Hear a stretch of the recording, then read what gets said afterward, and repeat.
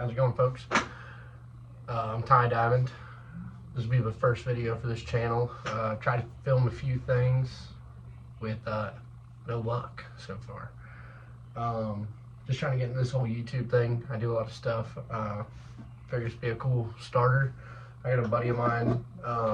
We went to a shoot a little while back. It's called Gobbler's Lodge. Big range, had 3D targets and everything.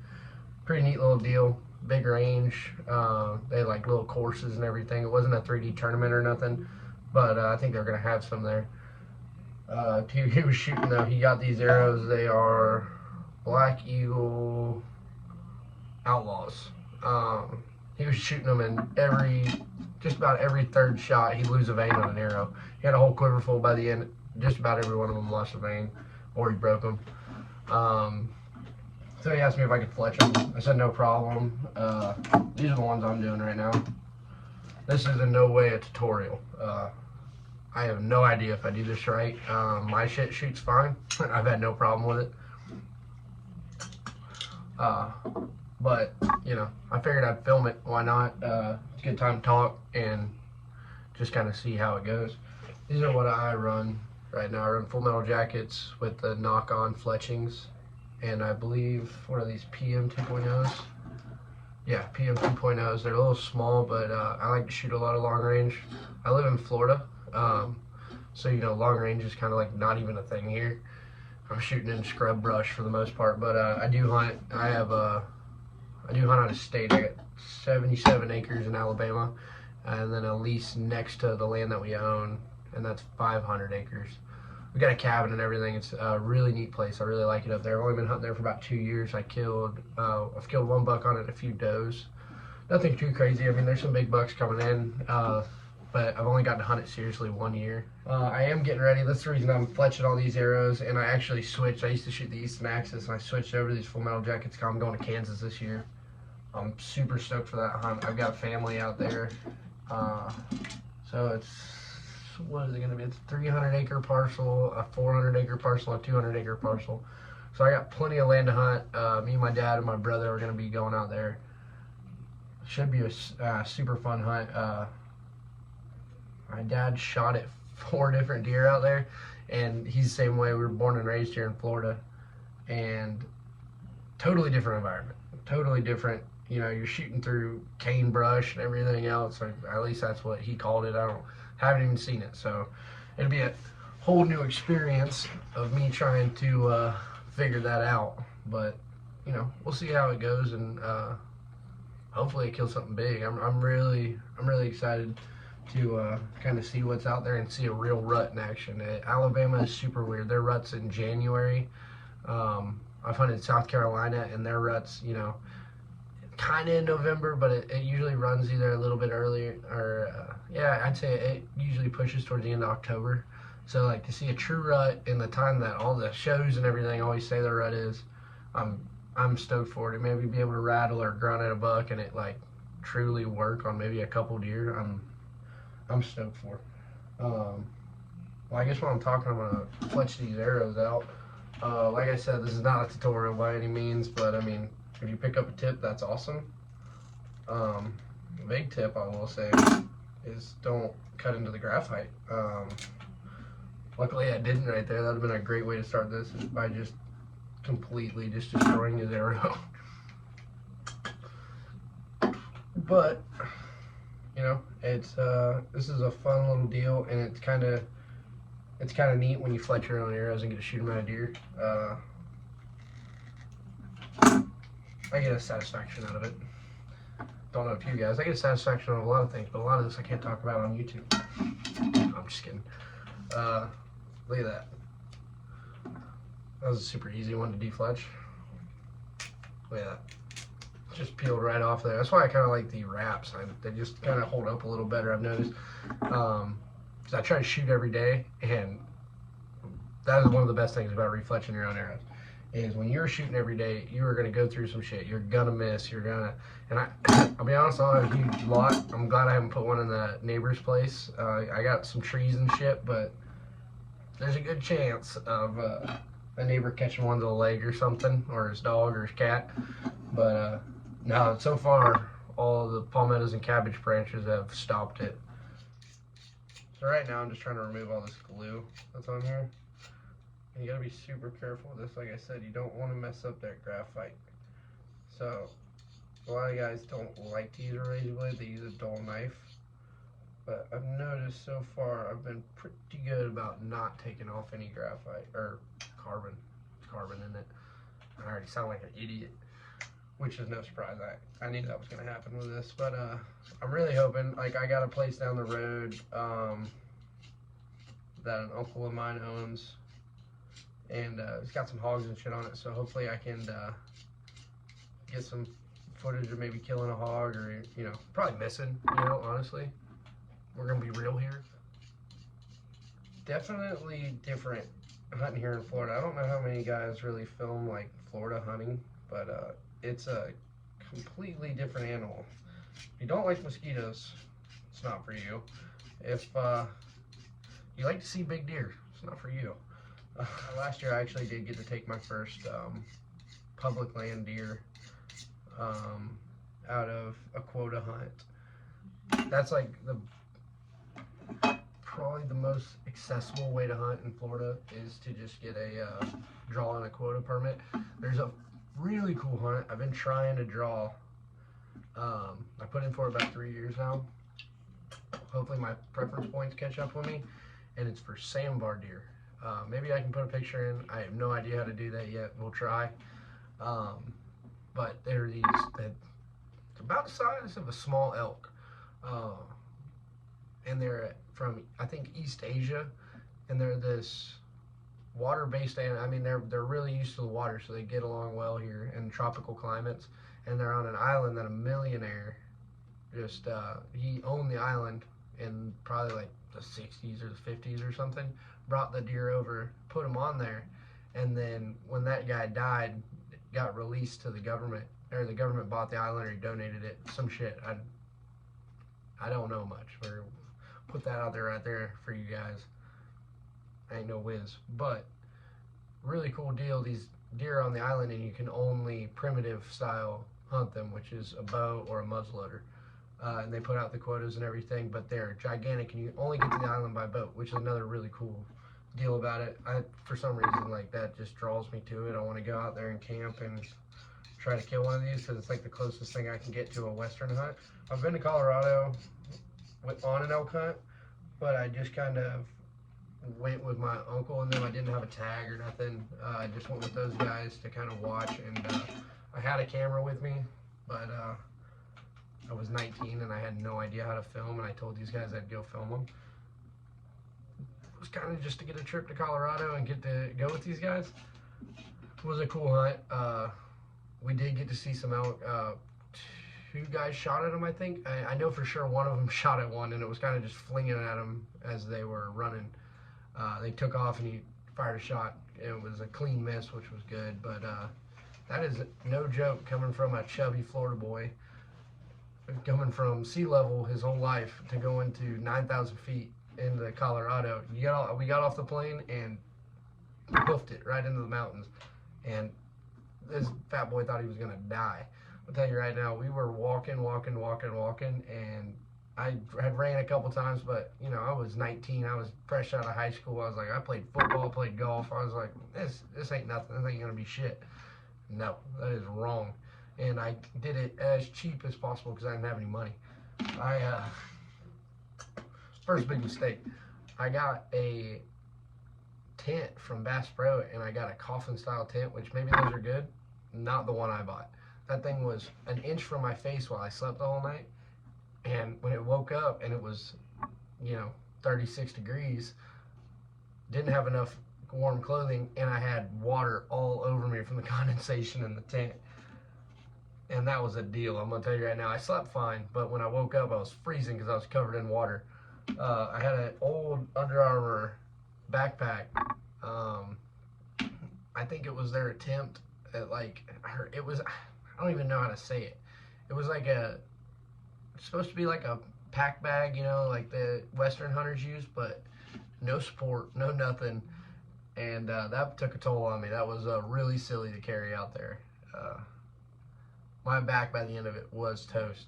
And when my wife dropped me off, she picked me up from the airport after 7 days of being out there, no shower, no nothing. I was a stinky mess. I felt bad for every single person who had to fly home with me on that plane because I know they could smell me from the first class. Like, I bet you the rich folk were bitching about the smell of some little stinky blonde-headed long-haired kid sitting back there because I was a sight by the time I got out of the mountains.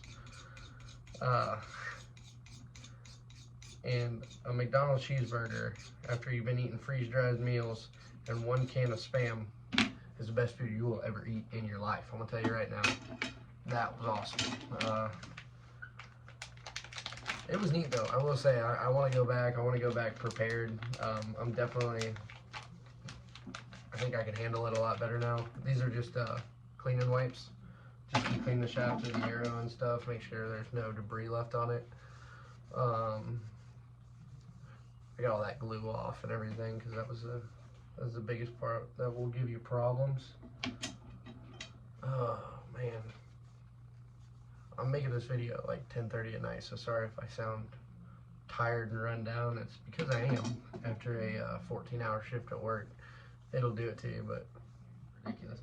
I don't know how I'm gonna do this this whole YouTube thing. I don't know if I'll do little videos like this, do it as a podcast style.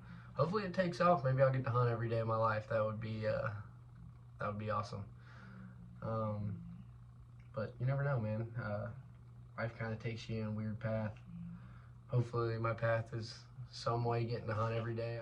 All I'm doing is marking my jig so I can kind of easy identify because there's little lines on there, but those lines, I never remember which line it is and I have to like size it up every time. That's a pain in the butt. So if I mark it, I used a black marker of course because I'm a moron, but marking this so every fletching's in the same spot. You don't want to like caddy them. I've seen guys do that and they're like, I swear to God it works the best, but I think I'm going to stick to a regular arrow because, you know, it's been working since the Indians did it, and I want to stick to that instead of trying some new shit that is going to make the thing like wobble as it goes down. I'm not a scientist, I'm a hunter. But yeah, that's why I marked that. That's why I actually mark it with this here razor blade. Oh yeah, now we can see it. Let's see, let's get a couple of these fletchings out. 2 or 3 of these jokers out. Damn, this thing's already been going on for 18 minutes. If anybody's listening, you've been listening to me for 18 damn minutes. Makes sense. I mean, I listen to these podcasts and stuff, and these guys are like, man, the time flies by. And I'm like, well, listening to it, time flies by, so I guess that makes sense, but I don't know if anything will ever come of this or if any of y'all ever see it. But if you do, I appreciate you listening for this long. Hopefully I'm not a boring sumbitch and you're clicking out of it right away. And if you made it this far, I appreciate it. Like I said, this is my first one, so nobody will probably make it this far. I'm sure my wife is standing outside the door just laughing at me because she's just listening to me ramble, which she does anyways all the time. This is a primer pen. This just gets the fletchings ready to like accept glue, I guess. I'm, once again, no scientist, but John Dudley says this shit works, and he seems to be about the closest thing to a scientist in archery. You got him, and then you have, who's a fella that actually is damn near a scientist? What's his name? He's an old Texas boy. And he kills a bunch of hogs with heavy ass arrows. A ranch fairy, that's what his name is. That dude is very neat. If you want to listen to a guy that knows what the hell he's talking about, not just my dumbass, ranch fairy is one to listen to. That dude knows his stuff when it comes to heavy arrows and such. That stuff doesn't take no time to set at all, that primer. And then this here is my glue. So we're gonna do this first one, see how it turns out. And all I do with this glue is I like dab it as I go down, dab a dot, like a bunch of them pretty much. I say don't use too much, but I feel like too much is a good thing, unless it's like weight wise, but try to clean it up and get it clean. Dab it as you go down and then wipe it up. or not wipe it up, but like kind of smear it up so it evenly covers that fletching. See if I can do it right the first time. I don't have great light in here either, which doesn't help. I have a lamp literally like 4 feet away from me, and you think I would use it, but like I said, not the brightest peach in the patch or sweetest peach in the patch. That's a little gross, isn't it? Call myself the sweetest peach in the patch.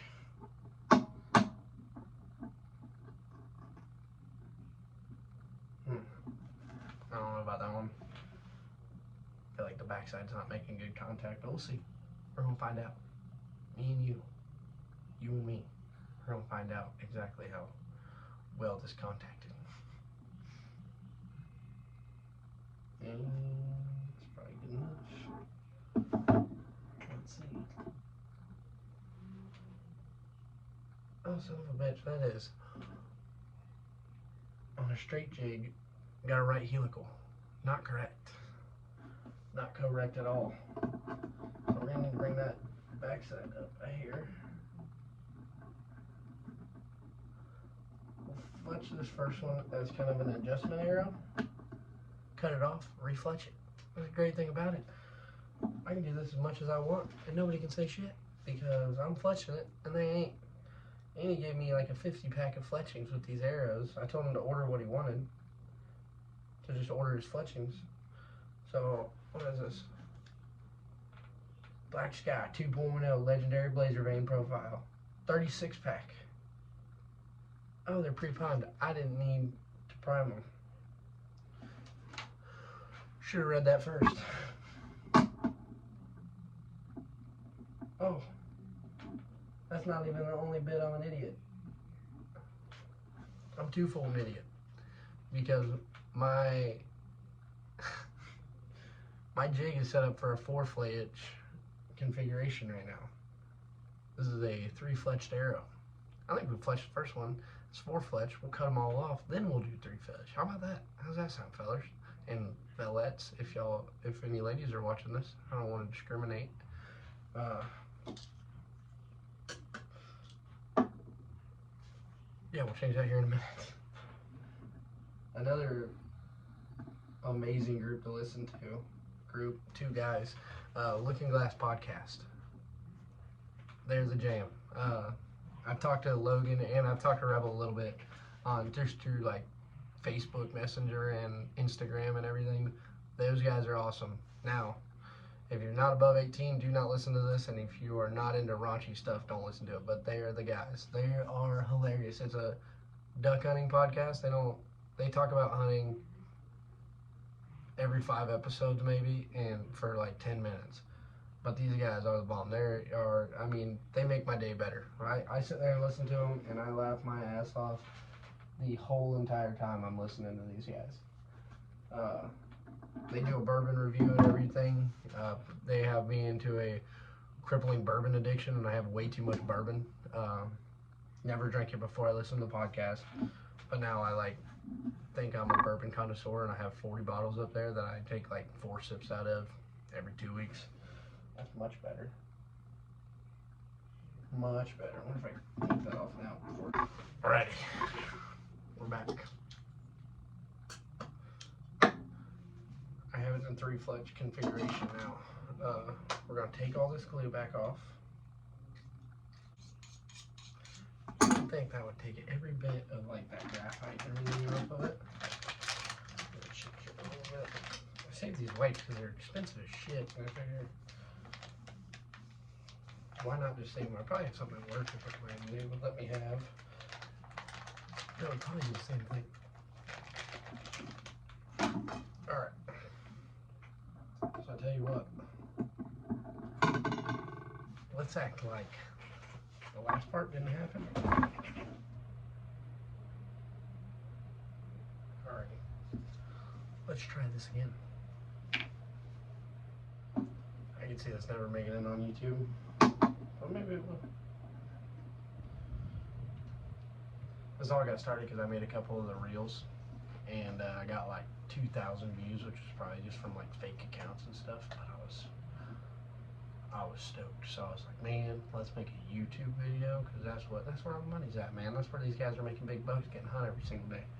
I'm not in for the money. I'm in it for the hunting every day part, which sounds like you're not going to be able to do it. You're not going to be able to hunt every day, of course. But if I can hunt a little bit more and get paid to hunt,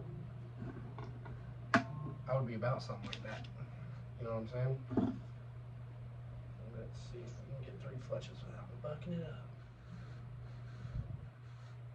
You guys are probably just like, look at that freaking double chin. This guy's just sporting to the whole world to see.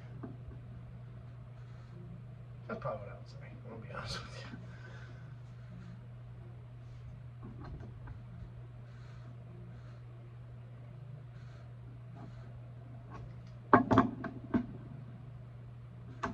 Went on pretty good.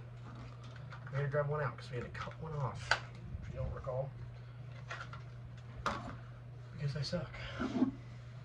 This guy's not a super serious bow hunter. Not yet. He moved from Michigan. Interesting ass guy too. He is into all sorts of stuff. He actually came out of that deal shooting a bow like clean out of the 90s. Old tiny little cams and everything. And I actually did damn good with it too. And he said he picked it up. Oh, son of a bitch. See, that's what I'm talking about. Just, man, I'm just a pro.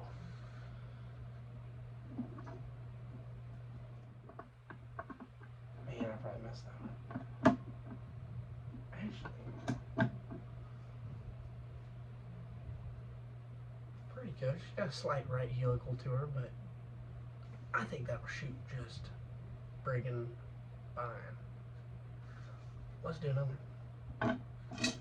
He has no indicating vein, which is, I mean, I think it's fine.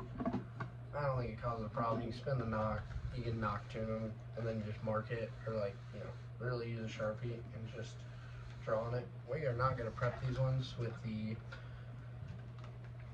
primer pin because it says already pre-primed, so I'm going to listen to the package. Listen to the package. Sometimes I wish my wife would listen to my package. I shouldn't have said that. That was ridiculous. Fucking ridiculous. And then I curse right after that. I'm going to have to keep that. Maybe I'll leave it in. Maybe we just won't be for kids. We'll just be for ourselves. But you know something? I think you guys heard enough of me rambling. Really appreciate you watching, if you are watching. But if you like it, keep watching, or watch my next one, subscribe, whatever the hell everybody always says. Hopefully the next video is a little bit more interesting, if this one even makes it up. But we'll see you next time. I appreciate it. See you.